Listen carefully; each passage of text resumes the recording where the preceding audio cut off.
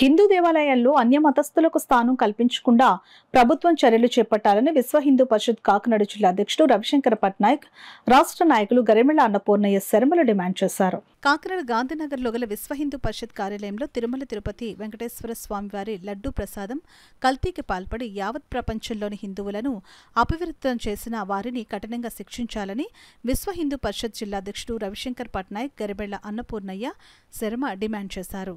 ఈ కార్యక్రమంలో పలువురు విశ్వ హిందూ పరిషత్ నాయకులు పాల్గొన్నారు.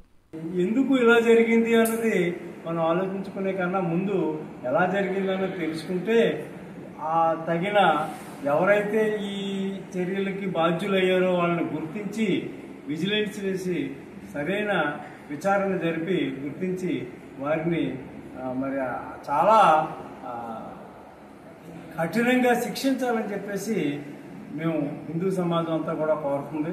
విశ్వ హిందూ పరిషత్ కాకినాడ జిల్లా ఈ విషయంలో చాలా తీవ్రమైన మనోవేదనకు గురైంది. ఇది మనం అందరం కూడా ఖండించవలసిన విషయమే. ముఖ్యంగా ఏంటంటే అక్కడ అన్య మతస్థులు ప్రాంగణంలో ఉండటం, దేవస్థానంలోని అన్య మతస్థులు ఉండటం వల్ల ధర్మానికి ఎక్కడా కూడా అపవిత్రత అన్నది ఏర్పడకుండా చూడడానికి సరిపడిన వ్యక్తులు అక్కడ లేరు. అంటే ప్రత్యేకించి మనం గమనించవలసిన విషయం ఏంటంటే అన్య మతస్థులు తిరుమలలో ఉండడానికి అవకాశం ఇవ్వకూడదని చెప్పేసి మన ముఖ్యమంత్రి వారిని, అలాగే ఉప ముఖ్యమంత్రి గారైన పవన్ కళ్యాణ్ గారిని కూడా ప్రత్యేకించి వారి దీక్షలో ఉన్నారు. ఇప్పుడు అటువంటి దీక్షలు మనకు కూడా విశ్వ హిందూ పరిషత్ ప్రాంతం నుంచి మాకు కూడా సమాచారం వచ్చింది. మేము ప్రతి దేవాలయంలోని కూడా మరి దీపాలు వెలిగించి 108 సార్లు ప్రతి హిందువు కూడా ఓం నమో వెంకటేశాయ అనే జపమంత్రాన్ని 108 సార్లు పఠించడం జరిగింది. విశేషం కాదు, విశేషం అంటే ఇలా జరుగుతూనే ఉంటాయి ఇవి.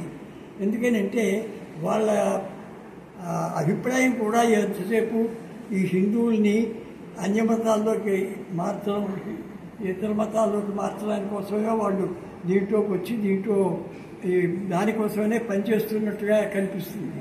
ఎంచేతంటే ఇంత క్రితం కూడా ఇది 7 కొండలు కాదు 5 కొండలేను అని చెప్పారు. అప్పుడు ఇలాగే పెద్ద గొడవ పెడితే అది అక్కడికి సర్దుమణింది.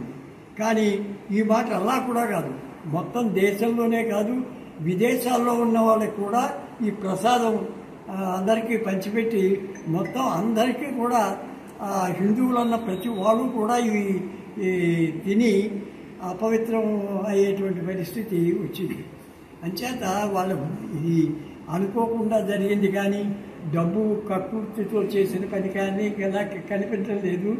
తప్పకుండా వాళ్ళు ఉద్దేశపూర్వకంగానే చేసి దీన్ని మాత్రం తప్పించుకుంటే అనేక మార్గాలు వాళ్ళు చూస్తున్నారు.